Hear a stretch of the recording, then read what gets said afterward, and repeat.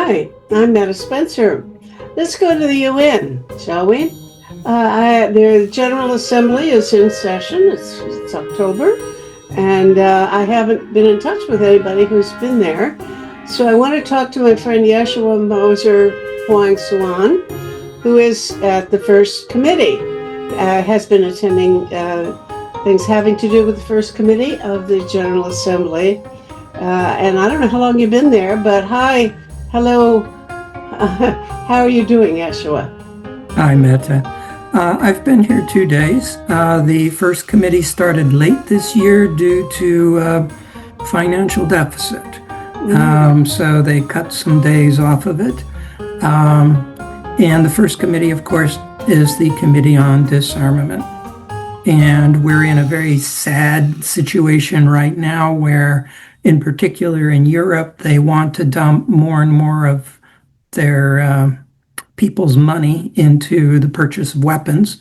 And so this has been a really difficult issue, and a lot of people have been bringing it up. A lot of government representatives are talking about that, how the world is a much more dangerous place right now due to the acquisition of weapons, which in most cases everyone blames on somebody else. We wouldn't want to do it. It's because of them that we are forced to do it. And at the end of every session, there is what I call screaming, where North Korea bounces off of criticism, Russia bounces off of criticism, Israel bounces off of criticism, and basically tells everybody else that they got to get their head on straight and get behind them, otherwise all hell's going to break loose. So it's been a really, really difficult place to work this year. I knew that before going there, and I've been surprised how difficult it's been.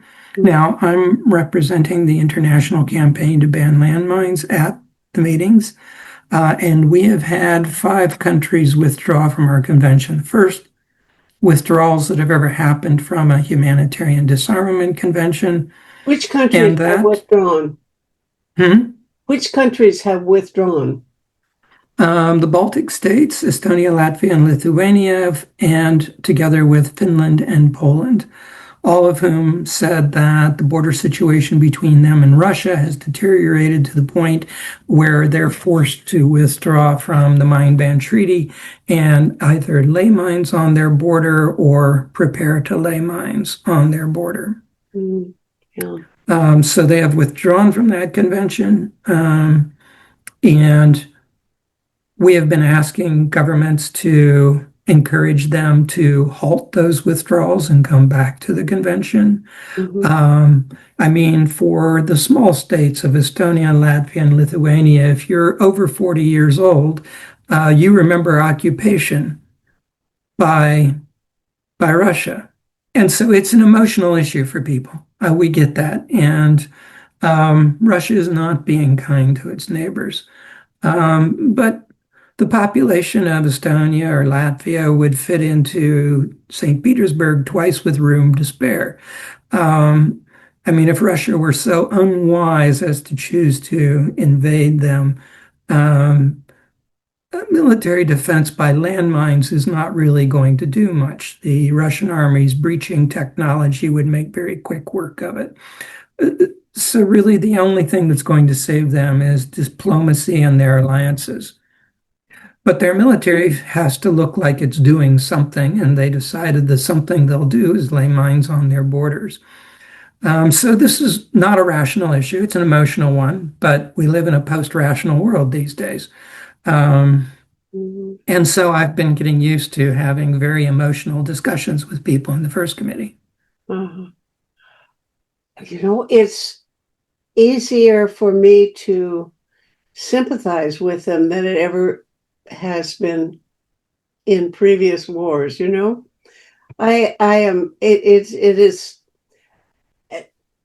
You say it's irrational, but on the other hand, I don't know what more they can do that really is realistic to try to prevent to defend themselves, you know? I mean, how, Well, it's their alliances.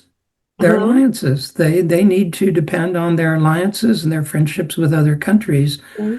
to have a viable defense. A singular weapon, the anti-personnel landmine, is not going to save Oh, them. of course. You're right. That's true. Absolutely. And I do But I sympathize with guess their situation. what I'm reacting to is the whole switch to militarism as a necessity, and the whole argument that yes, we have to have more weapons. You know, I can't remember a time when I would buy that argument. In almost any previous wars or conflicts, I've thought, if you disarm, or if you cooperate, you're going to have more chance of success than if you don't.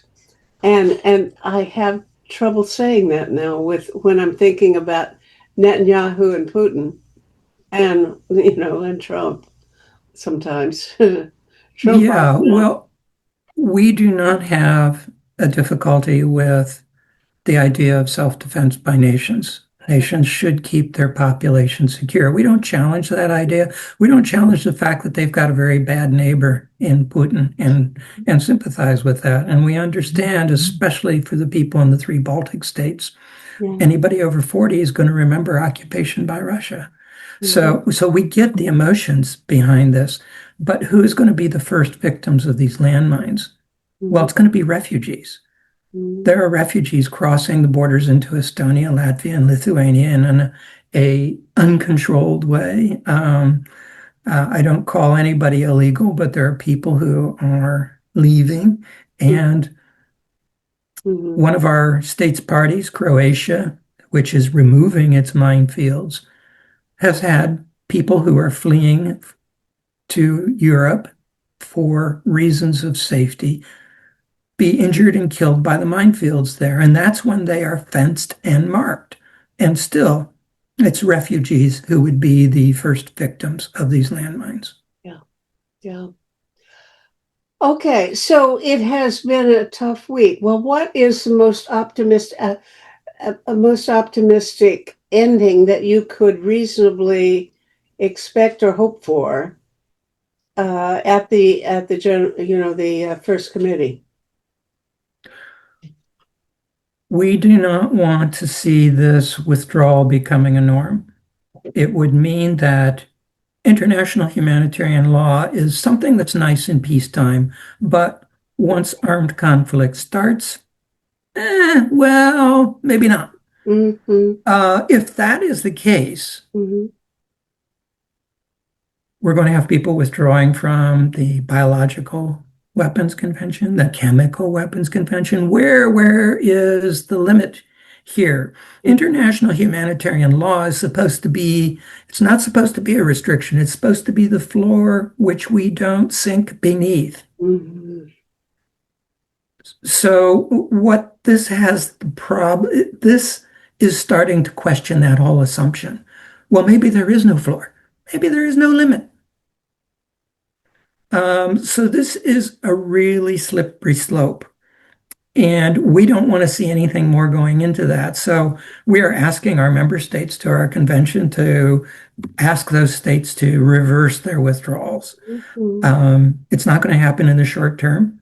I've been in my own discussion with representatives of those governments, some of them in the last 2 days, and I've said, well, you live in a democracy and you need to protect that democracy because we don't have a lot of democracies. And in democracies, we talk. Your withdrawal may be reversed by your own people. And one of the ones I was talking to today, he said, yeah, that could happen. I Oh, would be happy really? for that. Would they? I I'm mean, he didn't sorry. see it happening tomorrow. Uh-huh. I can't go into depth in the conversation, but he acknowledged that the people in a democracy decide. And so a reversal could happen if people started talking about it and say, is there another way we can do our defense? I don't see that happening tomorrow. I don't see a groundswell for that, but that's a possibility. And those are democracies, and we need to protect the functional democracies that we have left in the world. Now, if I'm Um, not mistaken, when that was happening, the withdrawal, at some of those states, or maybe it's more than one, there was some questionableness about the procedure, that it was done unilaterally by the Defense Department without consulting their own foreign ministry or something like that, which made the whole decision sound maybe debatable. Am I remembering correctly or not? In the case of Estonia, Latvia, and Lithuania, the three defense ministers did get together, issue a public communique saying, we need landmines. And they did it outside of their intergovernmental channels. I mean, they just came together. And then one of those foreign ministries, the Estonian one, publicly released this communique. So this is those those ministers of defense getting together and saying, this is the direction we want to go. So they started it doing it that way. Um, it did go in front of every one of those parliaments, and those parliaments decided that. And those are democracies. The people decided that in those countries. So that cannot be argued with.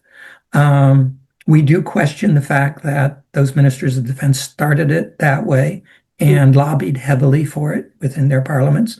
And there were very few other voices that could be mobilized in that period of time. Most of our campaigns in Europe wound down after those countries joined the Mine Ban Treaty. We didn't have a lot of trained activists on the ground. And so the ability to organize some pushback against the military was limited on our side.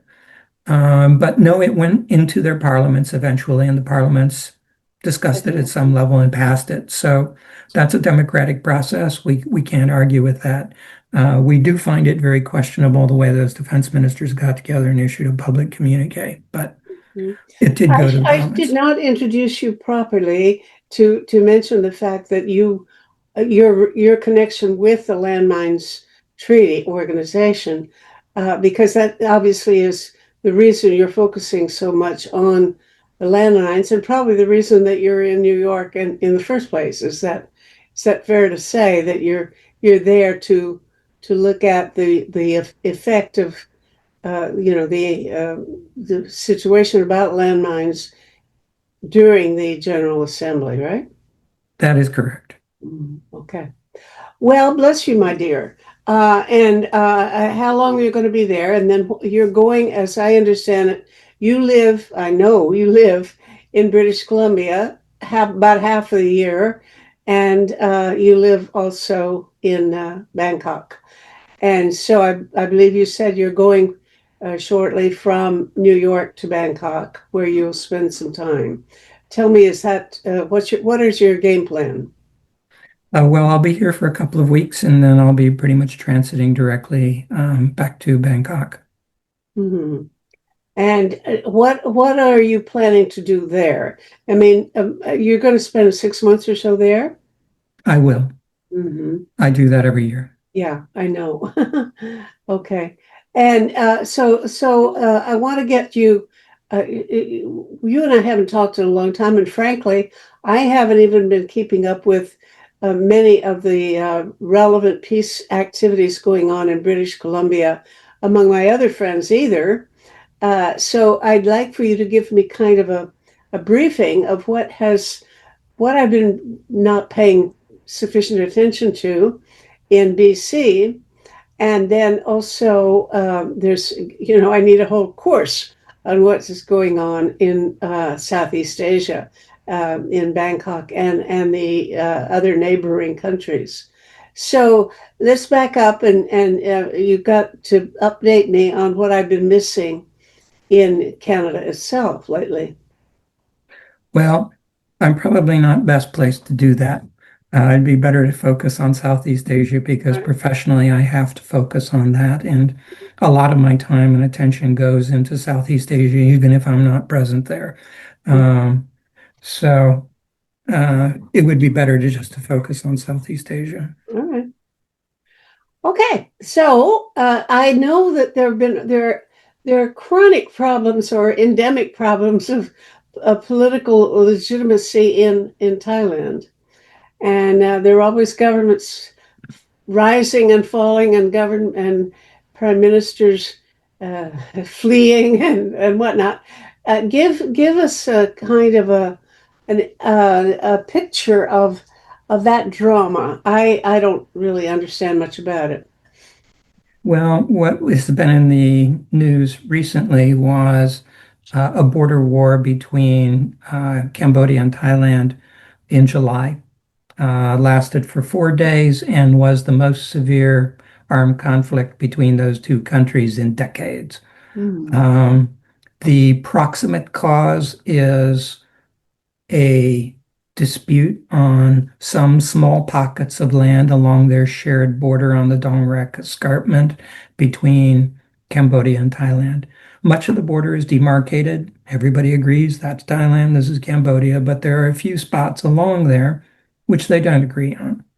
And this goes back to the colonization of Southeast Asia by France.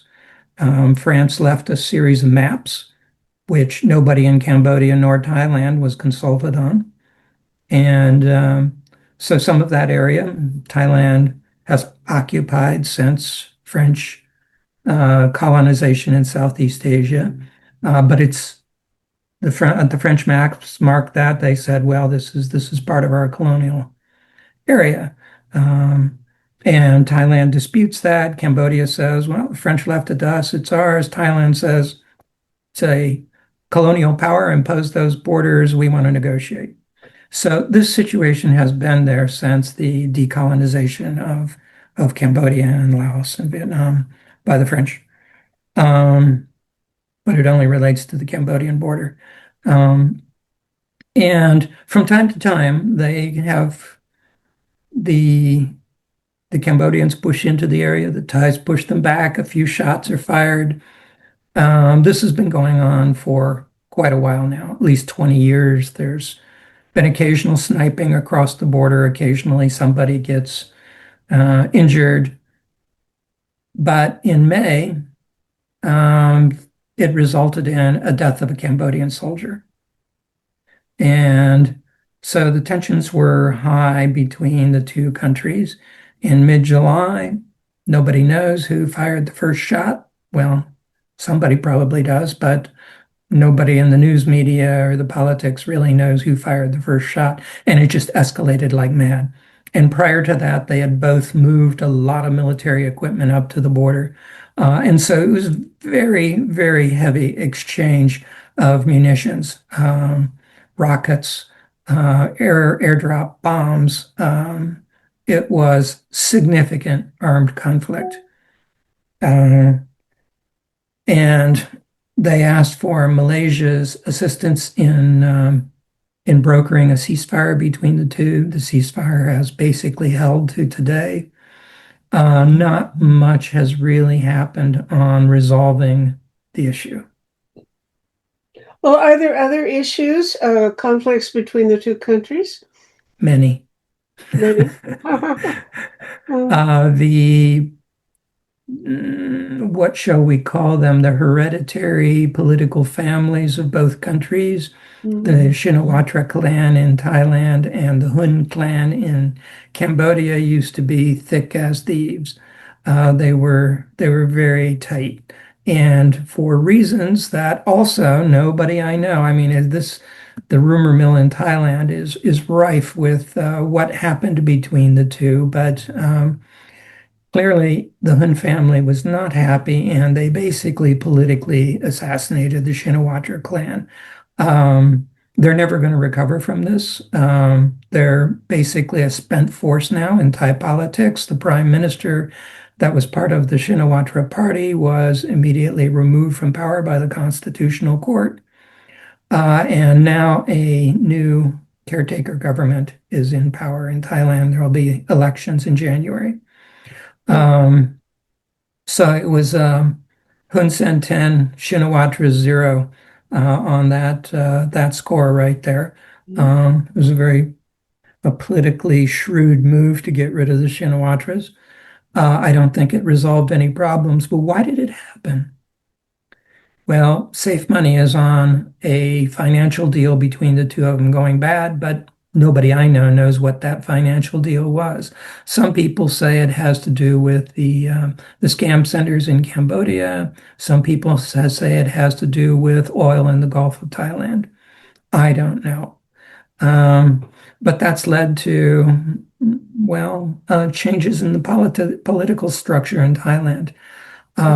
A progressive party will probably do very, very well in the January election. They hold the most seats in parliament. They're a very promising force, certainly the most democratic of any political party operating in any country in mainland Southeast Asia. Of course, that's a pretty low bar. You've got a one-party state in Vietnam and Laos. You've got a hereditary dictatorship in Cambodia, and you've got nothing but war in Myanmar. So the bar is pretty low. It doesn't take much to beat them out as a democratic force, but they do. There's actually a lot of hope to be given to this progressive political party called the People's Party. Well, do Um, you give any particular weight to it? Is, in your own opinion, is that really going to be a significant improvement in governance? well, we don't know. Um, the the People's Party has had three iterations now, and what we call the deep state in Thailand has pushed back against them because they're basically questioning the power of the monarchy and the military. Mm, And so the party has been disbanded twice, which means that all office holders within the party are banned from politics for 10 years.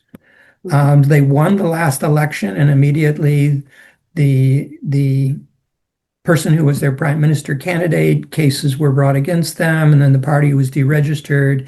Now it's in its third reconfiguration, and they're prepared for that to even happen again, possibly. But mhm. they have gained more votes and more popular support, primarily from young people in Thailand who want to see a change. Oh, Um, and and so the chance of them sweeping the next elections is also quite good. mhm, Um, and their platform is progressive. Their platform is good. mhm. It would bring positive change to Thailand, um, but maybe not for the deep state. I see. Tell me about Myanmar. That's conflict. Well, the endless conflicts they have always had there. I don't see that much change, or I don't hear anything about it. And the whole thing about the Rohingya have that's not on the news anymore. So, what's the whole story about that drama? It's sad. It's very distressing and depressing to look at what's happening in Myanmar today. The civil war has taken over more and more of the country. In the last year, there's been somewhat of a battlefield reversal between anti-military groups and the military and its allied militias in the country. That's primarily due to very strong support in weapons and training from China and Russia. Um, so the military, which looked like it was collapsing under the weight of a military challenge by very many ethnic armed groups, plus a number of anti-military groups that had come up within the Burman ethnic group itself, had been pushing the military out of many parts of the country. Well, that process has stalled or reversed in most places except Rakhine State.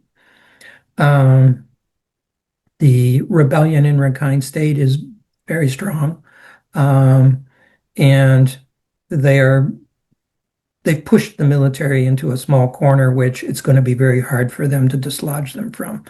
Um, Now, you're going to have to tell me about that. Rakhine State is where the issue about the Rohingya this is. right. and And, nobody is talking about them. They've just been dumped into Bangladesh, and um, there's less and less humanitarian assistance available anywhere in the world because the United States and the European powers are dumping all the money into arms. Um, and as a result, UNHCR is closing refugee camps in various places. Uh, and almost all of the Rohingya now are in Bangladesh, not any left in. Who's fighting whom there now? the Arakan Army, or sometimes the Araka Army, are fighting the Myanmar armed forces, and they've bottled them up into Sittwe and um, another port area. And they've basically taken control of all the rest of the state, including all of the areas where the Rohingya used to live. Um, they it's very, very difficult to tell what their attitude is towards the Rohingya. The Rohingya now have about three armed groups also operating in Rakhine State, and they are mostly fighting the Arakan Army, the ethnic Rakhine militia. Mhm. Um, in the refugee camps, the situation is not any happier for them. Um, and the amount of money available for rations in the refugee camps is dropping. It's dropping by about 50%. So the situation for the Rohingya in the refugee camps is desperate. God. And well, what hope is there? Where are they looking for some change? Well, that's the question. The last thing Bangladesh needs is more people, but they've got their own governance problems now with Mohammed Yunus running a transitional government there and trying to straighten out things within his own country, which are Right. volatile. And he's got his hands full. He doesn't really have the extra bandwidth necessary to do much progressively for the Rohingya people. And who is there on the other side of the border for him to negotiate with and deal with? There isn't really anybody. And India is dumping some Rohingya that went there back into Bangladesh from the Indian side of the border. So they really are stuck. They are a unwanted and forgotten people. Their situation is desperate. Um, the only thing that differentiates them from the people in Gaza is nobody's dropping bombs on them from the sky. But otherwise, they've been abandoned. Their situation truly is desperate. Oh my God. Oh my God. I had heard something about a lot of them being located on a sort of an island that gets flooded or something. Uh, am I'm not able to recollect exactly what that was, but I saw some pictures of this place that they were moving so many people. I don't know how many people were sort of dumped on that island. You know what I'm talking about? Yes, I do. I couldn't tell you the numbers that are there. They've stopped relocations to that place because there's just been too many problems. Hmm. It was kind of a reaction from governments. There was a lot of discomfort with the local population in Cox's Bazar of the impact of the Rohingya on them. So the government says, okay, we're going to move them out to this island. It was not a, nobody liked the idea in the first place, and it's proved to be pretty bad. Um, so they've stopped moving new people there, but the people who are there have to struggle in that situation. There's nothing positive they can do. That's an island, it's away from the rest of Bangladesh.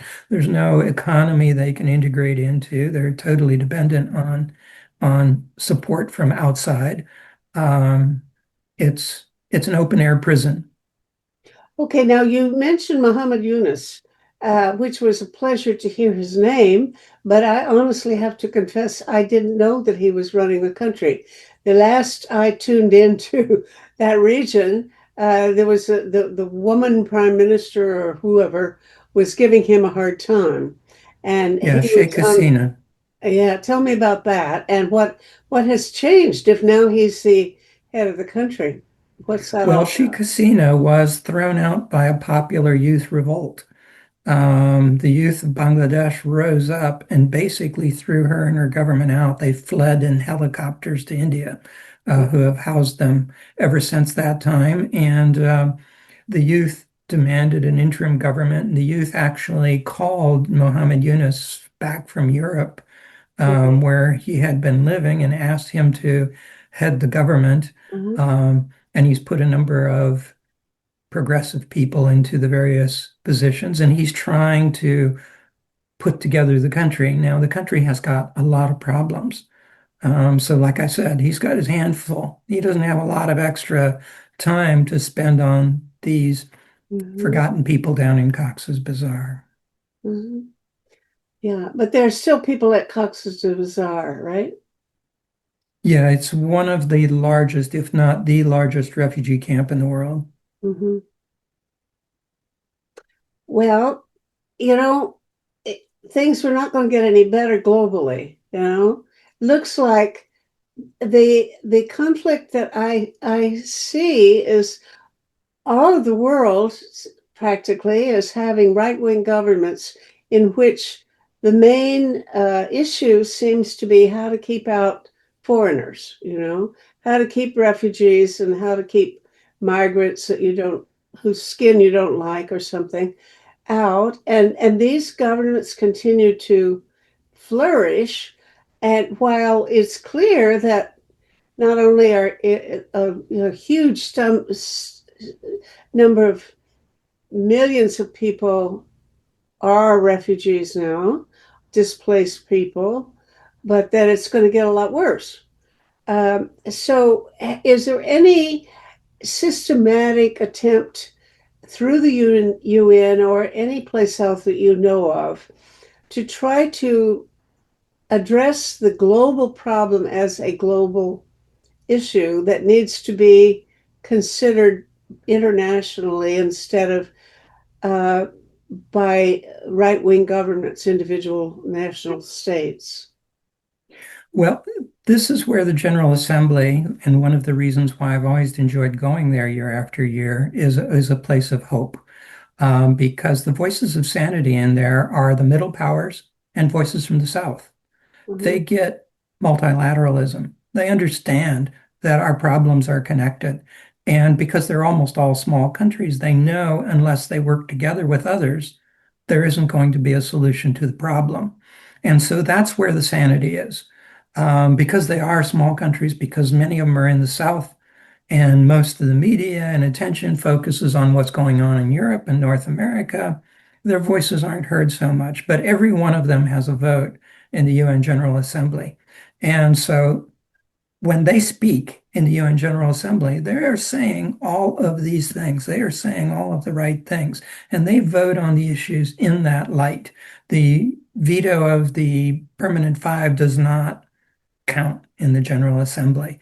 It's every country has a vote. And so they're able to move some positive stuff. Of course, most of it's not legally binding, but they are the voice of sanity in the world today. And those are our allies for our campaigns, the ones that we work with. Um, and and I really enjoy a lot of my conversations with them. I enjoy hearing what they have to say in the General Assembly. Anybody can tune into this on TV.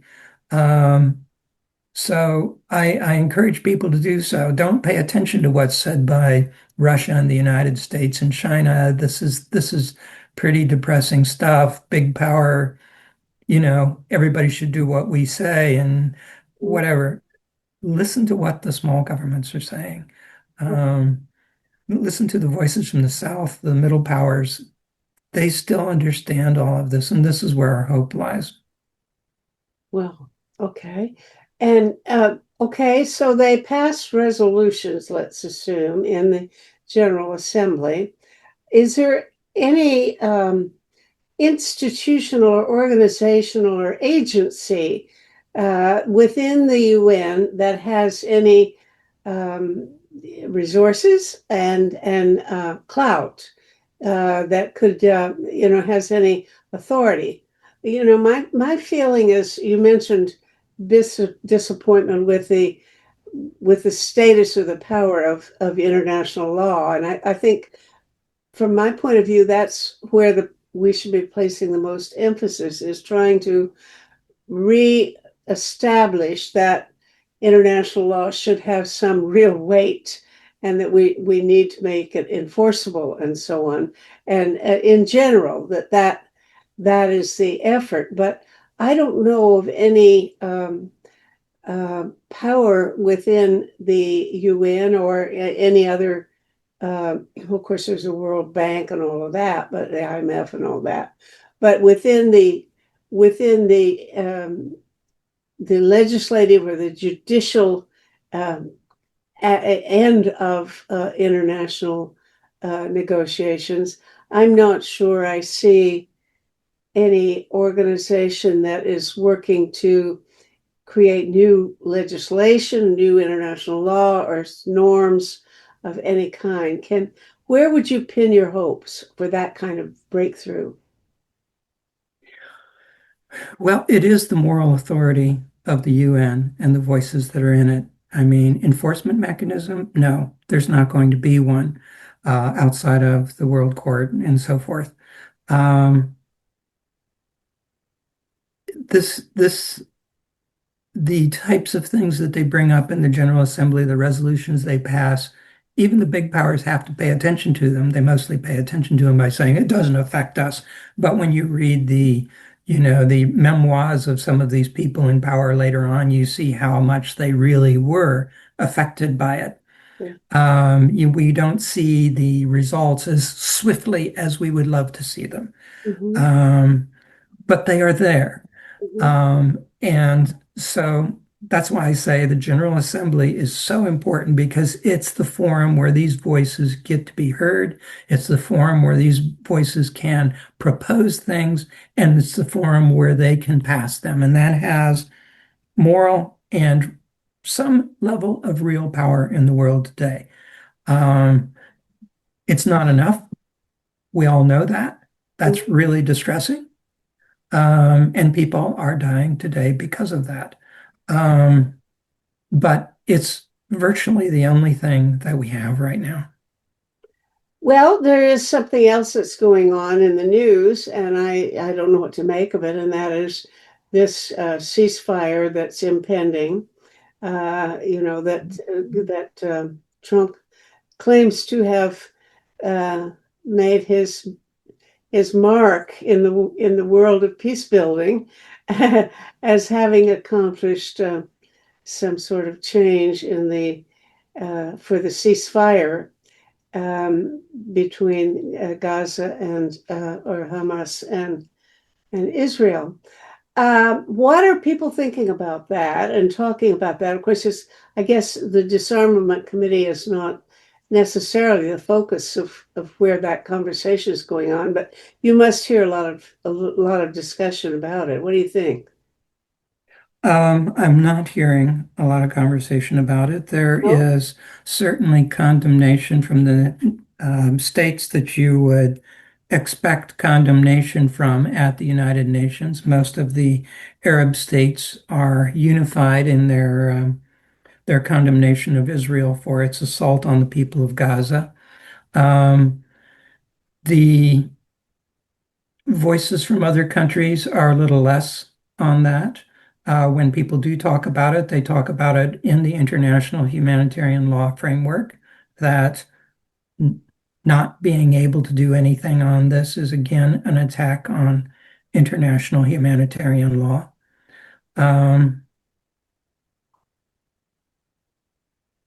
For Thailand, it's a very interesting issue because there were more Thais held captive by Hamas than any other nationality, Okay. um, besides Israelis. Um, Hmm. and the last Thai captive was only released 2 or 3 months ago on whatever the previous release by Hamas of captives was. And that's because Thais work on a lot of the kibbutzes in Israel. They are the foreign labor force. Um, Hmm. they are the Mexicans of Israel, if you Really? Oh. for a metaphor to describe their activities there. Um, so, needless to say, there was not a lot of support for the Palestinian cause in Thailand because of this direct negative impact Yeah, that they experienced in that conflict, which generally they get no news about whatsoever. So they don't really have any kind of framework to do an analysis of any depth. In Southeast Asia, you don't get a lot of news about the Middle East to understand the conflicts. I see.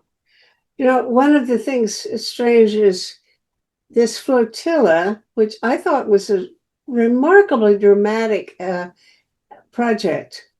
Um, and I take the Globe and Mail, I take New York Times, I take the Washington Post, I have access to the LA Times, I watch the Guardian. They're not covering it. I don't understand. I think CNN did, but I haven't been watching it. But to me, that was an extraordinary project that I saw what looked like dozens or hundreds boats setting off, going into the Mediterranean to deliver, I don't know what all, certainly food and medicine, I suppose. And then they were intercepted and wasn't even covered. Now, what I don't understand. Why isn't that a dramatic event? Isn't that news? Well, Al Jazeera did cover it very well, and they had a reporter embedded on one of the boats. Oh, Because I watch Al Jazeera a lot, because most of the good journalists have left other news sources and moved to Al Jazeera.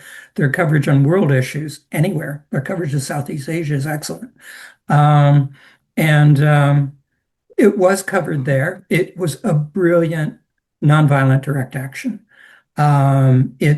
It ticked all the boxes in that. It made Israel look horrible. mhm. So it was revealing the truth. As Gandhi says, a nonviolent action should reveal the truth, and it condemns the oppressor in the way in which it reveals the truth. And it did that. They were challenging the delivery of aid or the lack of delivery of aid by anyone. Mhm. Um, and doing it was a people to people action. So it was just brilliant. They had about 50 boats this time because with lower numbers, they weren't able to get anywhere close to the shoreline of Gaza. The closest they got this time was, I think, 9 kilometers.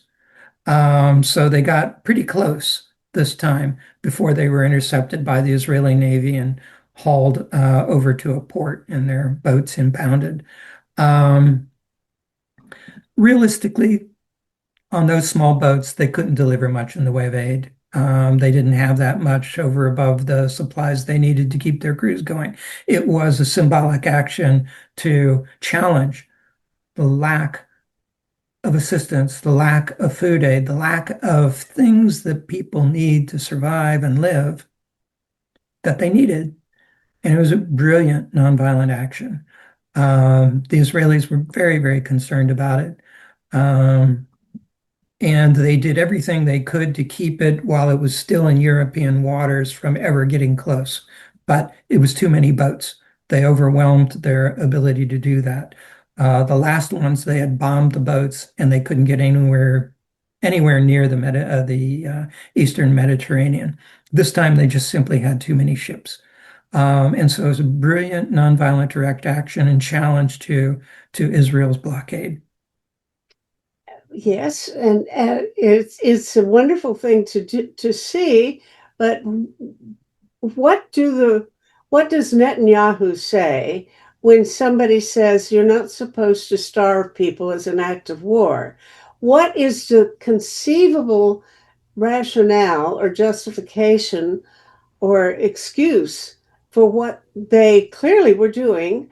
Not only then, but of course they were shooting people who were trying to reach feeding stations, places where they could get rations, even in anywhere near Gaza.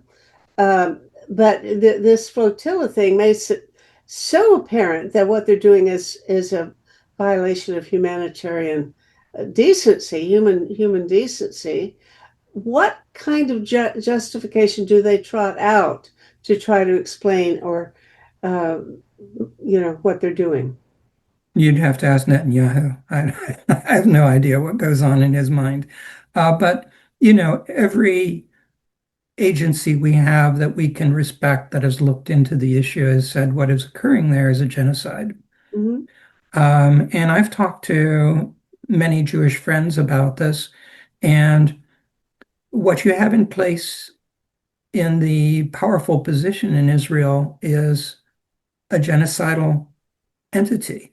Hmm. It's an extremist entity. Zionism is a supremacist philosophy. Um, and it is probably closer to the Jewish version of the Islamic State. It's a supremacist philosophy. I never thought of Um, it that way, but yeah, it fits. Fits. and I think just as though Nazism had to die for the German people to survive, Zionism will have to die for the Jewish people to survive. It's a deadly philosophy. It's nihilistic. Um, And so yet, it's so far as extreme. I know, the great majority of people in Israel support the government on this. Still. Well, I went to in Victoria, British Columbia at the synagogue there. I went to a live telecast that they broadcast in the synagogue of people in Palestine and in Israel together not celebrating, commemorating the losses of each side. And that was organized by Combatants for Peace, a group you probably know, people who were formerly in the IDF or in a Palestinian armed group who decided armed struggle is not the way to resolve our problems. And they cooperate together across the border in Palestine and Israel. And they have commemorations of each other's suffering. This is one of the things that they do together. And those are public events, and the public is put them and they broadcast them to each other over the border between Palestine and Israel. And we were showing that live at the synagogue in Victoria, British Columbia. I don't know how many other places this is done.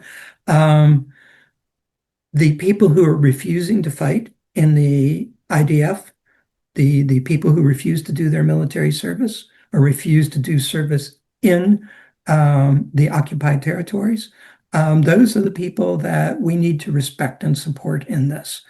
Just like the 1 million Russian people that you have who have fled Russia because they don't want to do their military service and are living in Armenia or Kazakhstan or various places like that, refusing to be a part of the war. Um, these people need our support. We need to provide temporary asylum to anyone who refuses to do military Now you're service. talking because I've been for the last 2 years, I think, every now and then, fitfully, I resume my pitiful effort to uh, do something on behalf of those.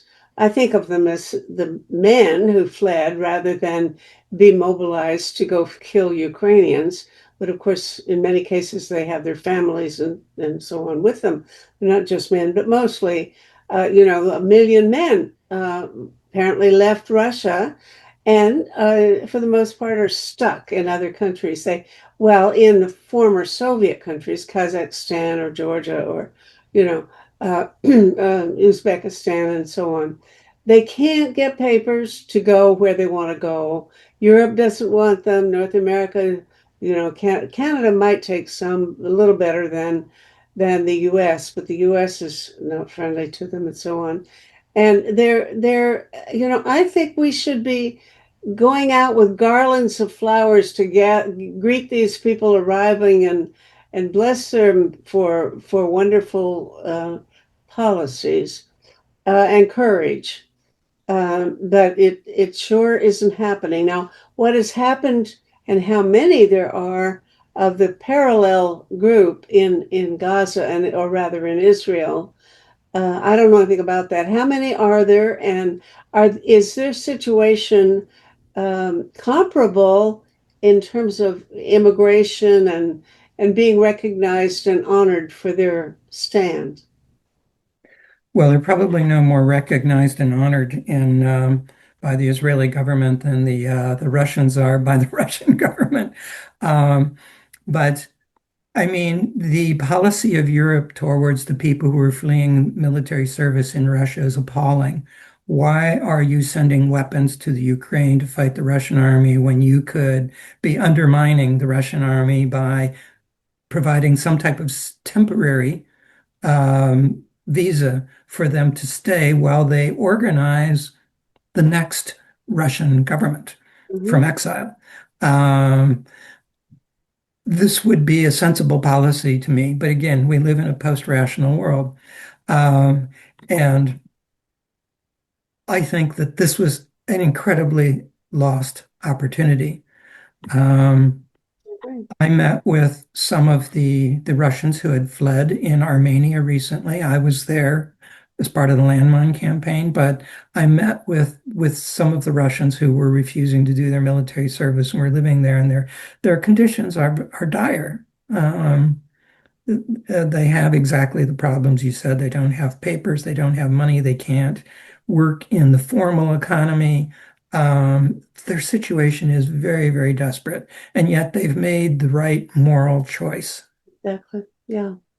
But the interesting thing to me is I've put on about four forums, discussions, a similar format for what we're doing.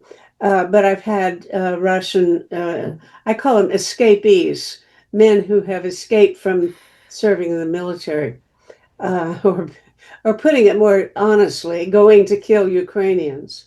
They refused to do that and they left, and then they're stuck. And I try to get officials, government officials, who will talk with them, and I can't get them to happen. That these organizations will not, the people will not, especially government people, but even local lawyers, international law experts, and whatnot. I can't get anybody to talk to these people. I went to Bob Ray, who is, of course, Canada's ambassador to the United Nations, and is generally friendly to me and will be on my show when I ask him, and he agreed to talk about human rights and so on, which he works on at the UN, obviously. But he had to get permission from Ottawa to have a conversation with any of these Russian people, men, and he couldn't get permission. They said no. So he talked to me, but he couldn't talk to them.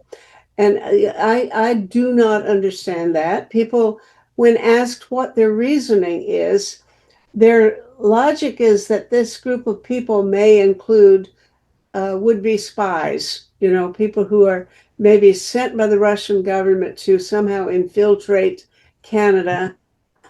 I don't, I don't take that as a very likely story. And so I don't know. Do you have a better theory about why they are so, why everybody, including lawyers who are, private lawyers or in private practice or academics, they don't want to talk about it. Well, I suspect there are manifold reasons, and they might be different for different individuals. There is the film recently that was not capable of being shown at the Toronto International Film Festival, about which you're probably familiar. It's called Oh, Russians at War. I was And not. No. the Ukrainian contingent in Canada, which is very strong, protested against it because they felt it humanized the enemy. Well, it really was an anti-war film. It was made by a Russian-Canadian filmmaker who unofficially embedded herself in with a Russian unit. And it showed that they were confused about why they were there and not feeling good about what they were doing. And they were dying.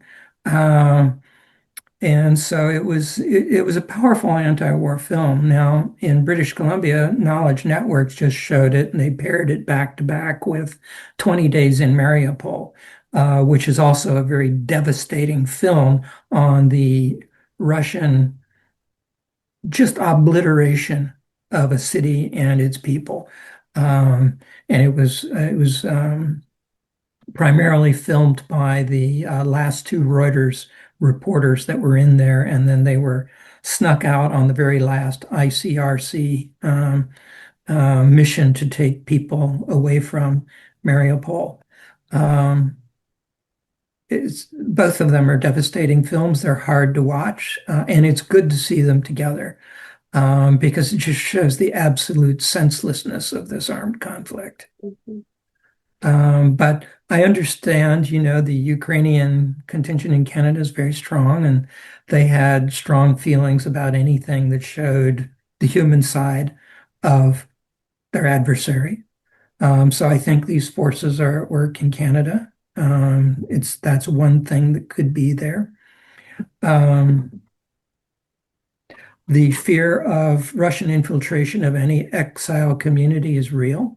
They want to keep tabs on the people to see how they're organizing themselves. It's not a threat to Canada per se, but it's a threat to the immigrant community.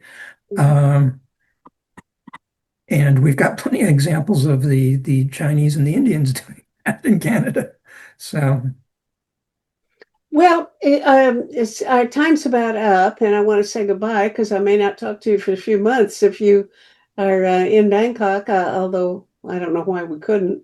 What do you plan to do there? And yeah, you're going in a couple of weeks, right? yeah.